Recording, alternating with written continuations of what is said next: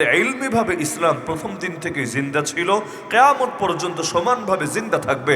দুনিয়ার বাতিলরা মেরে মেরে দুনিয়া থেকে মুসলমানের সংখ্যা কমাতে পারবে, তো মুসলমানের আদর্শকে কখনোই নিজেদের আদর্শের চাইতে অনুত্তম প্রমাণ করতে পারবে না।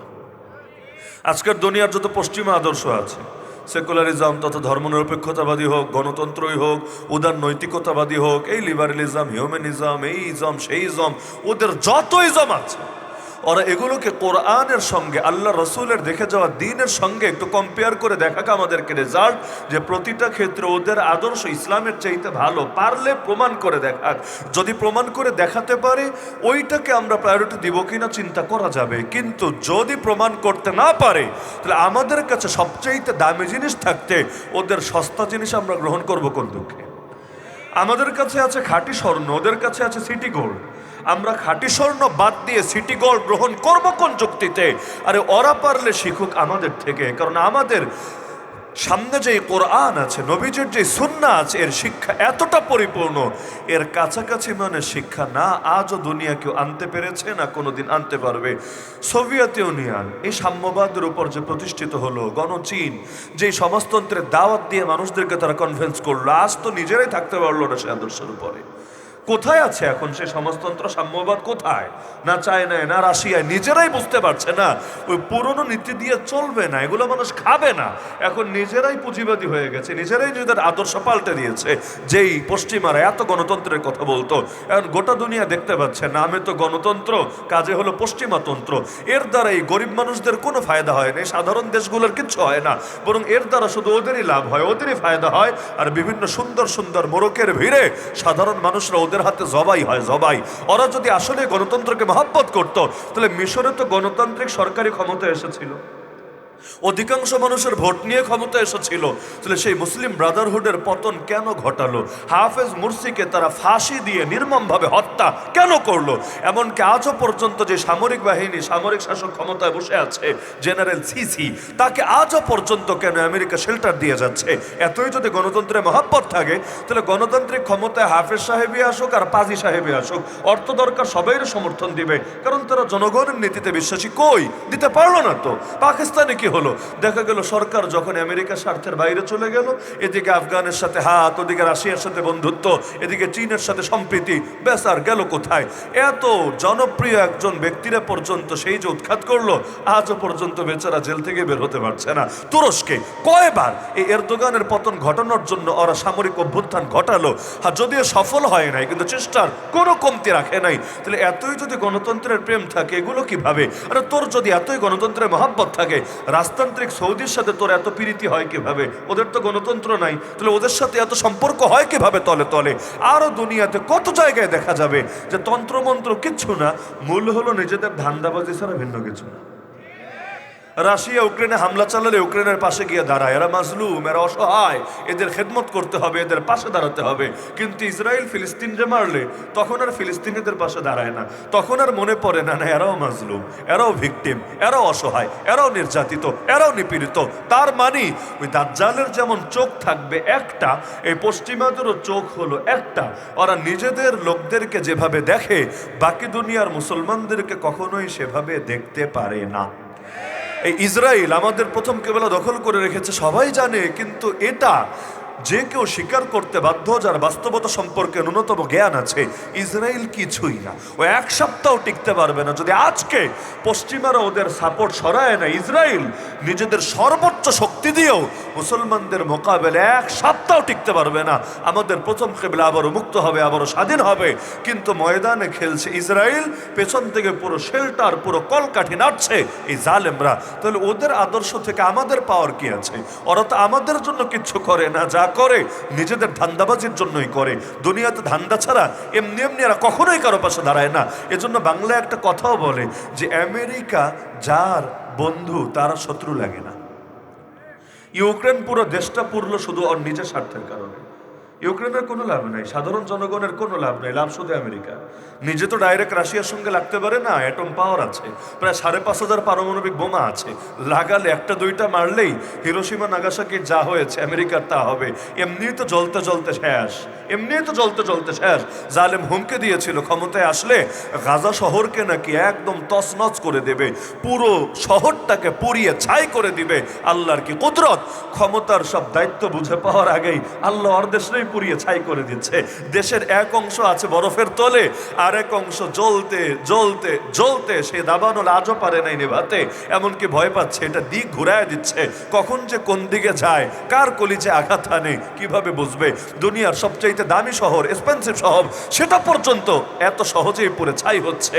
তাহলে এই জালেমরা ওরা দেখা যাচ্ছে নিজেরা তো পারে না রাশিয়ার সঙ্গে লাগতে, কারণ অ্যাটম পাওয়ারের মোকাবেলা করবে কিভাবে। এজন্য বলল তুই নাম, তুই যুদ্ধ কর, আমরা আছি তোর সাথে। ওই একটা মাজলুম দেশের নামায়া দিল, ছোট্ট দেশে নামায়া দিল, দেশের জনগণের রক্ত ঝরলো, মাঝখান দিয়ে তার নিজেরই লাভ, অস্ত্র ব্যবসা আরো ভালো হলো, এই গরিবদের কোনো লাভ হলো না, কোনো ফায়দা হলো না। তাহলে এদের থেকে আমাদের আদর্শ শিখতে হবে, অসভ্যদের থেকে সভ্যতা শিখতে হবে। এই লস অ্যাঞ্জেলস শহর একদিকে পুড়ছে, আর একদিকে কি হারে চুরি হচ্ছে, ডাকাতি হচ্ছে, এগুলো পত্রিকা খুললেই দেখতে পারবেন। এরকম অসভ্যদের থেকে আমাদের সভ্যতা শিখতে হবে। আল্লাহ রসুল আমাদেরকে এমন এক সময় সভ্যতা শিখিয়েছেন, যেই সময় এই পশ্চিমারা সভ্যতা কারে বলে এটাই জানে না। ওদের জন্য যেটা বর্বর যুগ, মধ্যযুগীয় বর্বরতা বলে, দেখবেন মাঝে মাঝে একটা শব্দ, এই মধ্যযুগীয় বর্বরতা মানে কি? ওদের জন্য যেই যুগটা ছিল চরম বর্বরতার যুগ, আলহামদুলিল্লাহ আমাদের জন্য সেটা ছিল ইতিহাসে সবচাইতে সোনালী যুগ। যত সোনালী যুগ কোনোদিন আসে নাই, কোনোদিন আসবেও না। তা আল্লাহ রসুল এমন এক সময় আমাদেরকে সভ্যতা শিখিয়েছেন, যেই সময় পশ্চিমার সভ্যতা কারে বলে চেনেই না। তাহলে আমরা শিখবো ওদের থেকে, প্রশ্নই আসে না। তাহলে ইসলাম সর্বদা জ্ঞানগতভাবে বিজয় রাখতে হবে। আলহামদুলিল্লাহ সুম্মা আলহামদুলিল্লাহ, আজও পর্যন্ত যদি 100 বছর ধরে খেলাফত নাই, 350 বছর ধরে বাংলায় ইসলাম নাই, তারপর ইসলাম প্রতিষ্ঠিত না থাকার পর আলহামদুলিল্লাহ আজও পর্যন্ত ওলামায়ে কেরাম এবং দ্বীনের দায়রা, দ্বীনের স্কলাররা আজও পর্যন্ত সহি দ্বীনকে ইলমিভাবে বিজয়ী রেখেছেন। কোনো বাতিল দলিল দিয়ে প্রমাণ দিয়ে ইসলামকে দুর্বল প্রমাণ করতে পারে নাই। এমনকি আধুনিক দুনিয়া সামনে আসার পরে এই যে শিল্প বিপ্লব হলো, দুনিয়া সব ক্ষেত্রে বিশেষ করে প্রযুক্তিতে সর্বোচ্চ শিখরে পৌঁছে গেল, বাকি সব ধর্ম দেখবেন তাল তোল ঠিক রাখতে না পেরে একেবারে বেশিরভাগ ধর্মই হলো বিকৃত হতে শুরু করলো। 10 বছর আগে, 100 বছর আগে, 200 বছর আগে যেমন ছিল আজকে আর তেমন নাই। অনেক বিধান নিজেরাই কাটসাট করে আড়াল করলো, যে দোস্ত বাদ দিয়ে এগুলো এখন আর মুখে আনা যাবে না, আনলে আর ইজ্জত থাকবে না। এমনকি যেই ধর্মগুলো টিকে থাকলো এগুলোকেও ওই সেকুলারিজম এসে চাপে ফেলে ওই ওদেরকে গির্জায় নিয়ে, চার্চে নিয়ে সীমাবদ্ধ করে রাখলো। কিন্তু আলহামদুলিল্লাহ ইসলাম এই দুনিয়া এতটা আধুনিক হওয়ার পর আজও পর্যন্ত কোনো কাটছাট করা লাগলো না, কোনো রদবদল করা লাগলো না, কোনো পরিবর্তন পরিমার্জন করা লাগলো না। আজও সমানতালে পাল্লা দিয়ে চলছে। এমন একটা আধুনিক সমস্যা নাই যার সমাধান আপনাকে এই পুরনো সোর্স থেকে বের করে দেখানো যাবে না। কিসের কথা বলবেন? ব্যাংকিং সেক্টরের কথা, শেয়ার মার্কেটের কথা, এই পুঁজিবাদের কথা, এই আধুনিক সিস্টেম, কোন জিনিসটার কথা বলবেন? এগুলো ছিল না আগে, নিঃসন্দেহে ছিল না। এমনকি বিমানে উঠলে আপনি নামাজের টাইমে কিভাবে নামাজ পড়বেন, এই জিনিসই তো এই বিমানে তো নবীর যুগে ছিল না। কিন্তু পারলে এমন একটা সমস্যা দেখান যার সমাধান ইসলামের 4টা যে উৎস আছে, কোরআন, সুন্নাহ, ইজমা, কিয়াস। কোরআন, সুন্নাহ, ইজমা, কিয়াস, এই 4 উৎস থেকে সমাধান দেওয়া যাবে না। পারলে এমন একটা সমস্যা এনে দেখান, ইনশাআল্লাহ সুম্মা ইনশাআল্লাহ কিয়ামত পর্যন্ত পারবেন না। তাহলে কি বুঝলেন?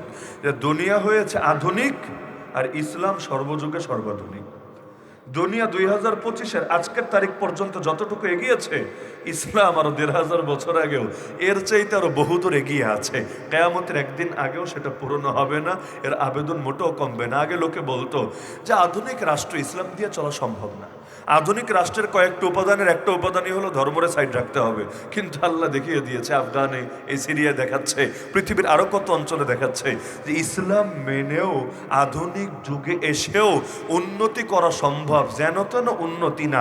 এত ভালো উন্নতি করা সম্ভব যেগুলো দেখে পশ্চিমারাও হিংসা করবে, ঈর্ষা করবে, ওদের হিংসার আগুনে দাউ দাউ করে কলিজা জ্বলবে যে কিভাবে সম্ভব অর্থনৈতিকভাবে এত আগানো, কিভাবে সম্ভব জ্ঞান বিজ্ঞানে এত আগানো। কারণ সম্ভব হবে না কেন? আল্লাহকে নারাজ করে বান্দা কখনো খারাপ থাকে না, আল্লাহকে রাজি করে কেউ কখনো খারাপ থাকতে পারে না, আর আল্লাহরে নারাজ করে কেউ ভালো থাকবে এটা সম্ভবই না। তাহলে ইসলাম জ্ঞানগতভাবে সর্বদা বিজয়ী নাকি বিজয়ী না? আলহামদুলিল্লাহ বিজয়ী, কিয়ামত পর্যন্ত বিজয়ী থাকবে।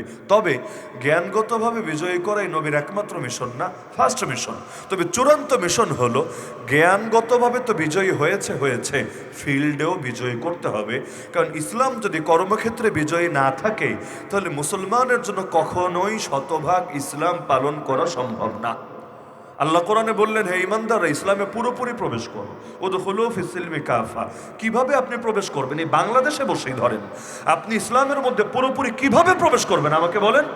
মসজিদে আসলে মানবেন লা ইলাহা ইল্লাল্লাহ, এক আল্লাহ ছাড়া দ্বিতীয় কারো ইবাদত করব না, দ্বিতীয় কারো বিধান মেনে নামাজ আদায় করব না, ভালো কথা। মাদ্রাসায় আসলে বলবেন লা ইলাহা ইল্লাল্লাহ, এক আল্লাহ ছাড়া দ্বিতীয় কারো আনুগত্য করব না, দ্বিতীয় কারো বিধান মান্য করে এলেমের চর্চা করব না। এই কথা মাহফিলে এসে বললেন, খানকায় গিয়ে বললেন, মার্কাজে বললেন, ভালো কথা। কোর্টে যখন যাবেন, ইচ্ছা এবং অনিচ্ছা যাওয়া তো লাগবেই। দেশে থাকবেন কিন্তু কোর্ট কাচারের শিকার হবেন না, এটা হবে না। নিজে যেতে না চাইলেও যেতে বাধ্য করবে। আমরাও তো চাই নাই যেতে, তো মামলা দিয়ে নিয়ে জেলে ঢুকিয়েছে, না গিয়ে যাবেনটা কোথায়? তো যখন কোর্টে আপনি গেলেন তখন ইসলামের মধ্যে পুরোপুরি কিভাবে প্রবেশ করবেন আমারে বলেন না। নামাজের ক্ষেত্রে যেমন ফরজ কয়টা, ওয়াজিব কয়টা, সুন্নত কয়টা, মুস্তাহাব কয়টা, এগুলো নিয়ে আলোচনা আছে। তাহলে বিচার করার ক্ষেত্রে, বিচার পাওয়ার ক্ষেত্রে, শাসন করার ক্ষেত্রে, শাসন পাওয়ার ক্ষেত্রে ওগুলোতে ফরজ ওয়াজিব কিছু নাই।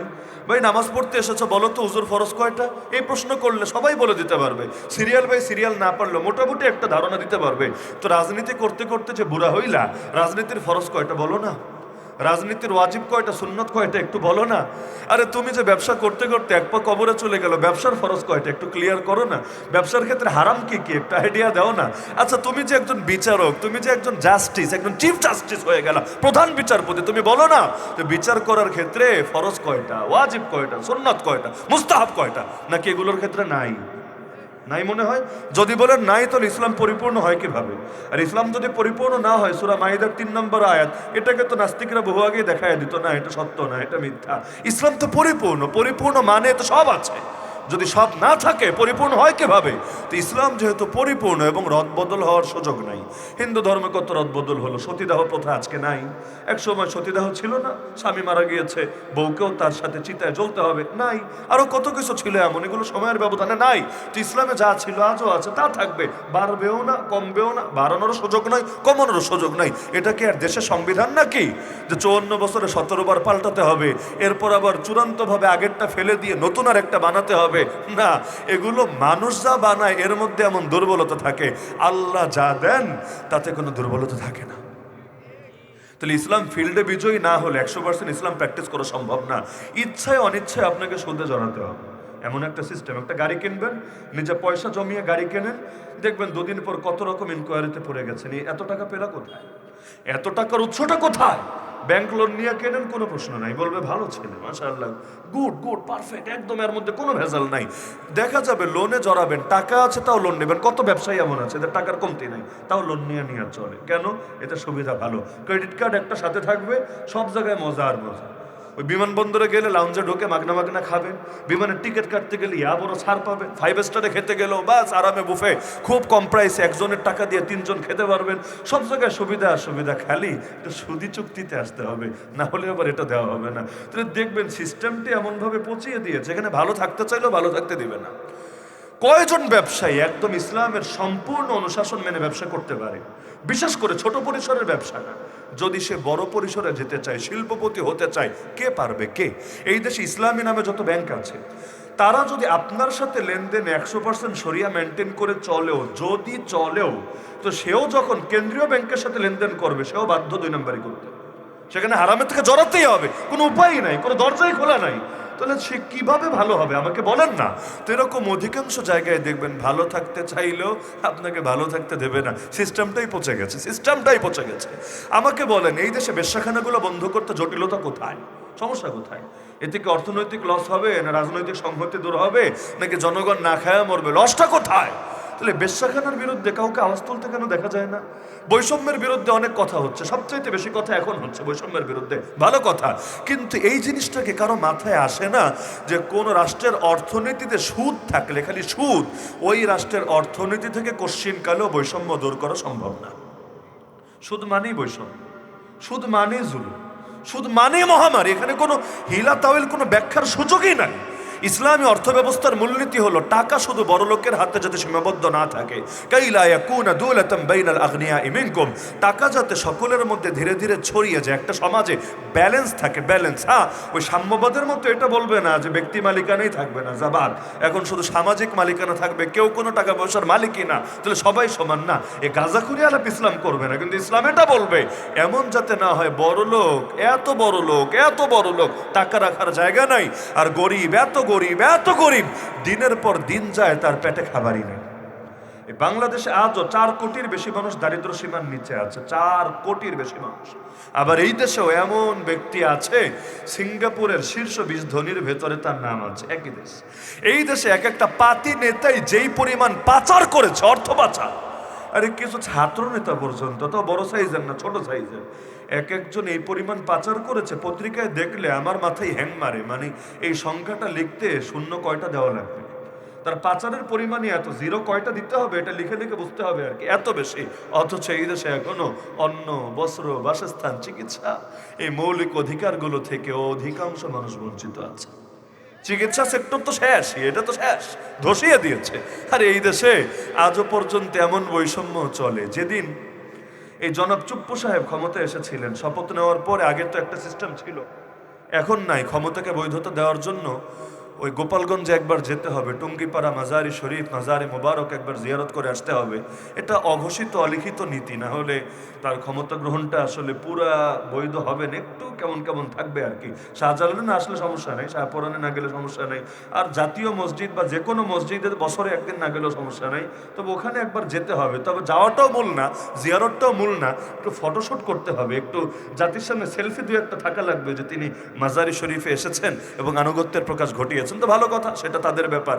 তো দেখা গেল যেদিন যাচ্ছিলেন, পদ্মা সেতুর উপর গাড়িটা থামালেন, নতুন নতুন পদ্মা সেতু উদ্বোধন হয়েছে, এক নজর দেখবেন, একটু এখানে ফটোশ্যুট করবেন, ছবি তুলবেন। যদিও সাধারণ জনগণের দাঁড়ানোর অনুমতি ছিল না, এমনকি মোটরসাইকেলও বন্ধ ছিল যে তোমরা এসে দাঁড়াবা, ছবি টবি তুলবা, বাদ। সাধারণ জনগণ দাঁড়ালেই পুলিশের জরিমানা, দাঁড়ালেই ঝামেলা, দাঁড়ালেই সাংবাদিক এসে ছবি তুলে নিয়ে যায়। তবে তারা তো সাধারণ জনগণ না, তারা তো অসাধারণ জনগণ, তাদের জীবনের মাসালা তো আলাদা, আর সাধারণের মাসালা আলাদা। সাধারণ মানুষ মরলেই কি, তাদের জীবনের তো অনেক গুরুত্ব আছে।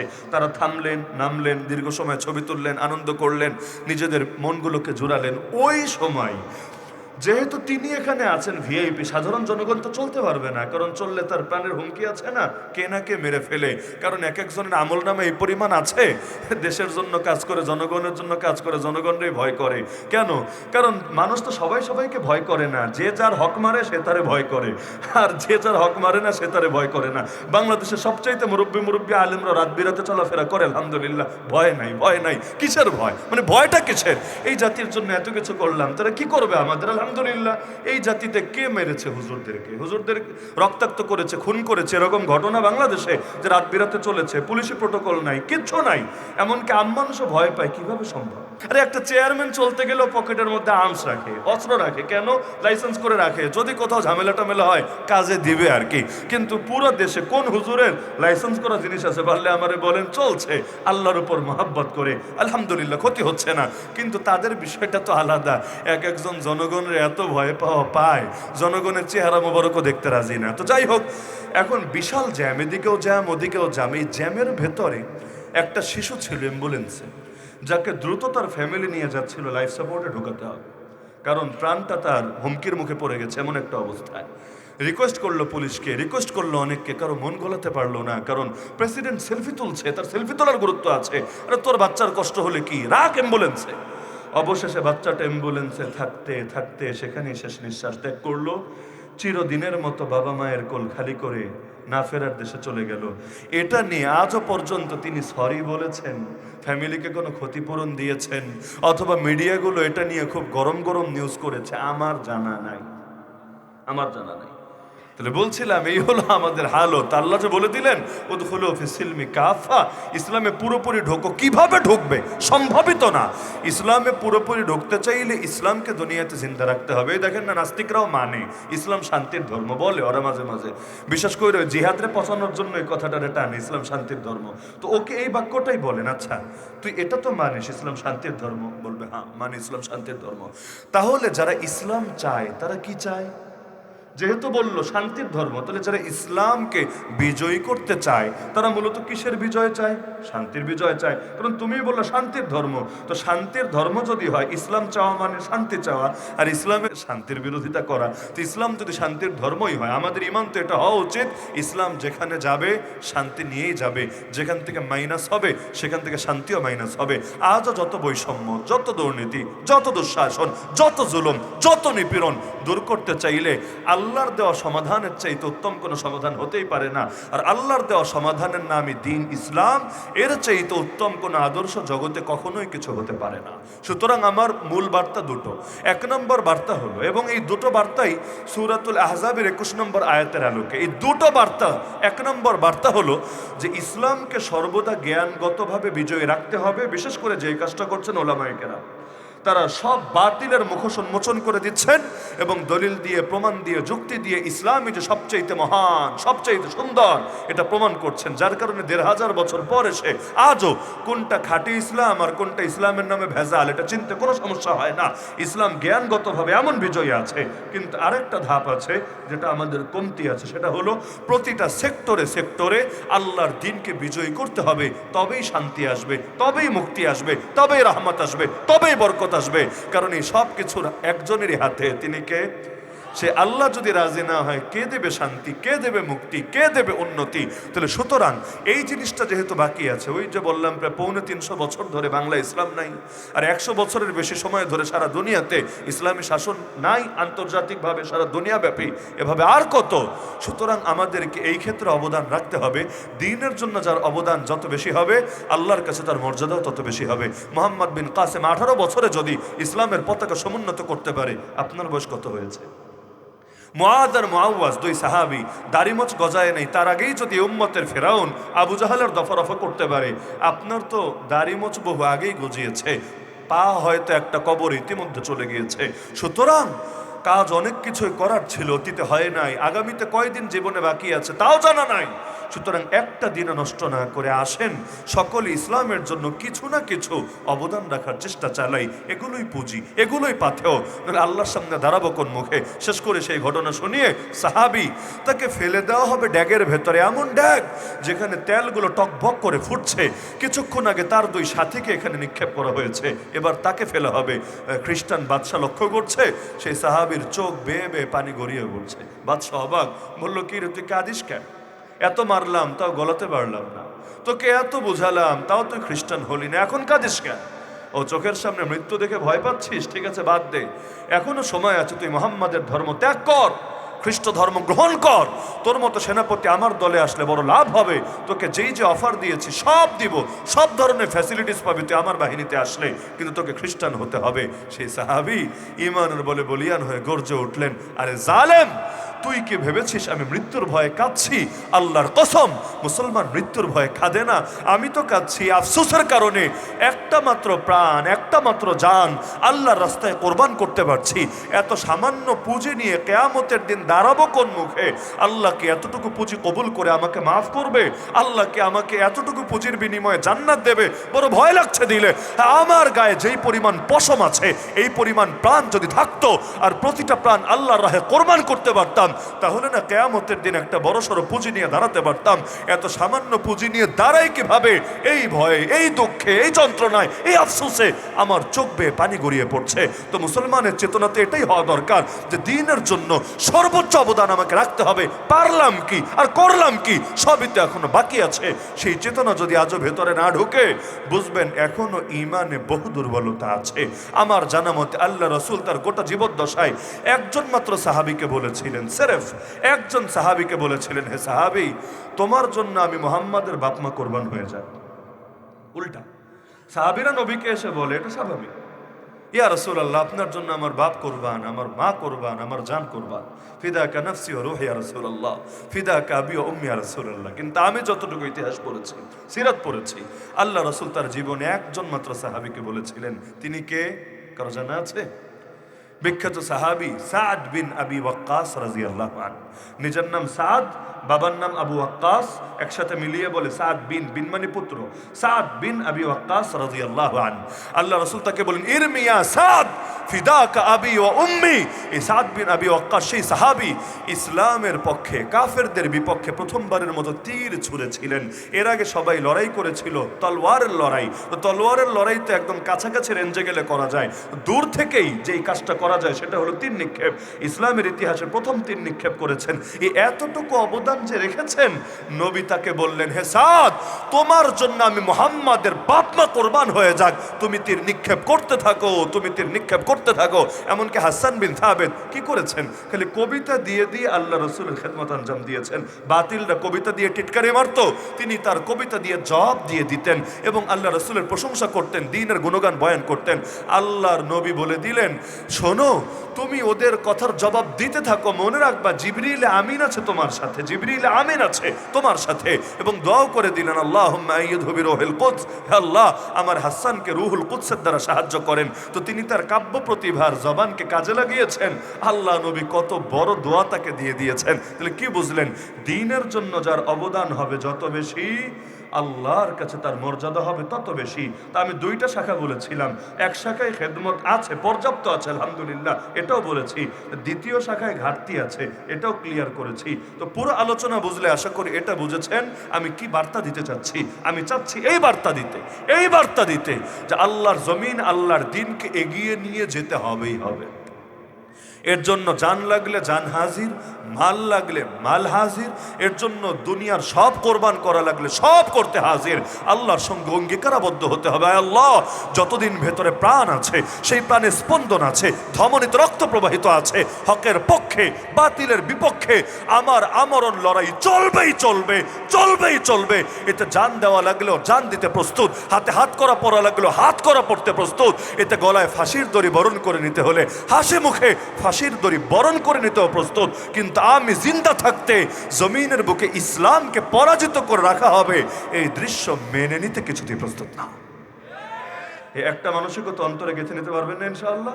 তো সারাদিন মাহফিল শুনলেন, আমি আশা রাখি এই একটা বার্তাও যদি প্রত্যেকে দিলের মধ্যে বসাতে পারেন, যত লাখ টাকা খরচ হয়েছে সব কামিয়াব।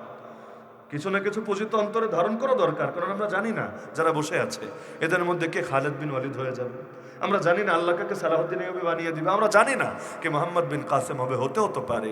বারুদে ঘষা লাগলে কখন যে আগুন জ্বলে। আমাদের বলার যোগ্যতা আল্লাহ দিয়েছে, বলে দিলাম। আপনাকে যদি আল্লাহ করার যোগ্যতা দেয়, কেন করবেন না? কেন বসে থাকবেন? নেমে যান না ময়দানে, ইনশাআল্লাহ সুম্মা ইনশাআল্লাহ। কাউকে না কাউকে জামানার বেলাল তো হতে হবে, কাউকে না কাউকে জামানার হুসেইন তো হতে হবে। তাদের কোরবানির বদৌলতে ইনশাআল্লাহ গোটা জাতি একসময় আল্লাহর দ্বীন পাবে। এদেশের আকাশেও আল্লাহর দ্বীনের পতাকা পথ করে উঠবে। আল্লাহ আমাদের সবাইকে সেই সোনালী সুদিন দেখে যাওয়ার তৌফিক দান করুন। সেই দ্বীনের বিজয়ের কাফেলায় আমাদের সবাইকে রব্বুল আলামিন শামিল থাকার তৌফিক দান করুন। আমিন। ওয়া আখিরু দাওয়ানা আনিল হামদুলিল্লাহি রাব্বিল আলামিন। সবাই দুরূদ শরীফ পাঠ করুন।